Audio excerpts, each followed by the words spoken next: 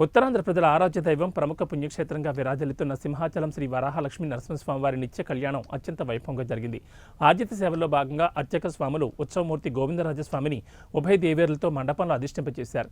నిత్య కళ్యాణంలో పాల్గొన్న భక్తుల గోత్రనామాలతో సంకల్పం చెప్పి పాంచారాత్ర గమశాస్త్ర విధానంలో విశ్వక్షేణారాధన పుణ్యాహవచనాలతో కార్యక్రమానికి శ్రీకారం చుట్టారు. కంకణధారణ, నూతన యజ్ఞోపవీత సమర్పణ, జీలకర్ర బెల్లం, మాంగళ్యధారణ, తలంబరాల ప్రక్రియలను కమనీయంగా జరిపించారు. మంత్రపుష్పం, మంగళ శాసనాల తర్వాత భక్తులకు వేదాశీర్వచనాలు, శేషవస్త్రాలు, స్వామివారి ప్రసాదాలను అందజేశారు. అనంతరం భక్తులకు స్వామివారి అంతరాలయ దర్శనం కల్పించారు.